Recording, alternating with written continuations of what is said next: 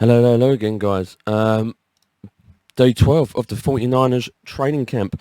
We're going to head straight into that just a mo. But if you're watching this, I've got an announcement for one of the games, the NFL games that I will be streaming live on YouTube. So yes, as you can see here, I will be streaming the Giants and Patriots game, and also be streaming the 49ers and Green Bay game. So yeah, stay tuned for that, and yeah, let's get into day 12. So here we are, the good and not so good from day 12 of training camp. The Trey Lance roller coaster continues. That's not good. Lance did not have a good day, but he had good moments and showed improvement, which is more important. Okay, so it's by Grant coming. Here we go. Santa Clara, who stood out on day 12 of the 49ers training camp. Keep in mind, Ward mispracticed with a groin strain, and Emmanuel Mosley mispracticed with a hamstring strain. Already. We're not even in it. Alright, so we're good. Fullback, Cole Jusic. Caught 3 passes from Trey Lance. A 5-yard check down on the 1st and 10, and a 15-yard catch on the third and second. On an 8-yard catch on 3rd and 3. More on Lance in a minute. All of the 49ers running backs, Jusic is the best receiver and best blocker, which means he should be their 3rd down back. Number 2, running back, Hasty, ran a 50-yard gain around the left end against the second string defense. Hasty's making it extremely difficult for the 49ers to release him. He's too explosive to be on a practice squad. The Rams or Cardinals should claim him if he hit waivers. Number 3, tight end, George Kittle, faced Hufanga and Moore during one-on-ones and beat them both. Also caught 2 passes from Trey Lance during the 11-on-11s. Kittle is mid-season form. The 49ers just have to keep him healthy. So far, so good. Number 4, tight end, Ross Dewey. Forced Hufanga and Taylor Hawkins during the one-on-ones and beat them both. Dewey should make the final roster even though the 49ers rarely use him. He's too good to cut. Number 5, tight end, Tyler Croft. Forced George Odom and Tyler Hawkins during one-on-ones and beat them both. Also caught a 17-yard touchdown pass from Nate Studfield. Croft, Dewey and Kittle should be the 49ers 3 tight ends. Number 6, Brandon Ayuk. Caught a 50-yard touchdown pass from Brooke Broody after beating Knight with a fade route. Then caught a 20-yard pass from Lance after beating Andrew Thomas with an out route. Ayuk has been the 49ers' best offensive skill player every day in camp. Number 6, wide receiver, Tay Martin. Caught 2 10-yard passes during the 11-on-11s. Martin isn't explosive, but he's a big position receiver who's beginning to get open. Look for him to make the practice squad. Number 7, wide receiver, Malik Turner. Caught a 40-yard touchdown pass from Nate Studfield on 3rd and 11, and drew a 40-yard defensive pass interference call on a well-thrown deep pass from Lance. Turner probably will make the team if the 49ers keep 6 wide receivers. Number 8, nickelback Samuel Womack. Took all the reps and nickelback with the first string defense and broke up a pass in the end zone intended for Juwan Jennings. Look for Womack to start a nickel week 1 against the Chicago Bears. Okay, that's interesting, very interesting. So there we go. The not so good. Trey Lance is on the not so good. Okay, so this is a big statement. Alright, the not so good.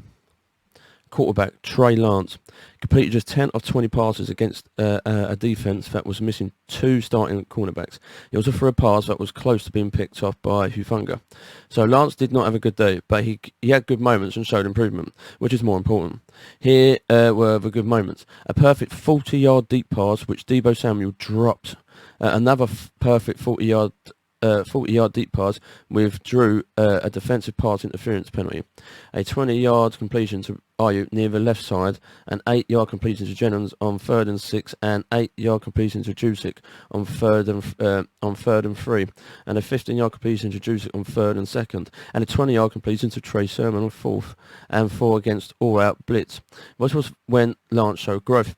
A few days ago, Lance was in this situation. He tried to check down to the running back and got picked off. This time, Lance threw the ball over the defender's head and hit He's hot route for an easy gain of 20. Clearly, Lance is a smart quarterback who learns from his mistakes. He's also inaccurate at times and tends to miss at least one open running back in the flat per day. Today, he's air-mailed Sermon once. That's why the 49ers will call lots of runs for Lance this season. Today, they called for 4 quarterback runs for him. He also scrambled a couple of times. Don't be surprised when Kyle Shanahan calls runs on 3rd and down to set up a 4th and short. He did it today. Right, well, I'll talk about it in a minute. Let's move down to the next one. Right, wide receiver Deebo Samuel. Got 3 targets, dropped 2 passes and made no catches during team drills. One of his drops was perfectly thrown deep pass that hit him in both hands. Another time he ran a fade against Lenore and couldn't outrun him. Samuel is a great player, but he looks 5-10 pounds overweight. Hopefully the 49ers, he regains the fitness and drive he had last season. That's not good. And we paid him a massive buck and all. Running back Trey Sermon. Eli Mitchell and Jeff Wilson Jr. have a day off, so the 49ers gave Sermon 11 carries with the first team offensive and gained just 40 yards. He also whiffed against Alice Shah during one-on-one blitz pickup drill. Sermon seems to lack contact courage, which is a problem for the NFL running back. He also lacks explosion and speed. Good hands though. Running back Davis Price, at least 2 yards running up the middle on 4th and 1. Price currently is 4th on the running back depth chart behind Mitchell, Walton and Sermon, but it seems the 49ers want Davis Price to be their designed short yardage back. He failed in that role today, which means Deebo Samuel remains the team's best short yardage back. He's built like 1-2. Number 5, guard Aaron Banks committed a false start on 3rd and 5. His season's going to be an adventure. Oh, that's not good. Number 6 starter Daniel Brunskill gave up instant pressure, with led to a 5-yard loss on a zone red run play. The defensive player tackled the running back while he and the quarterback were making the exchange. Embarrassing.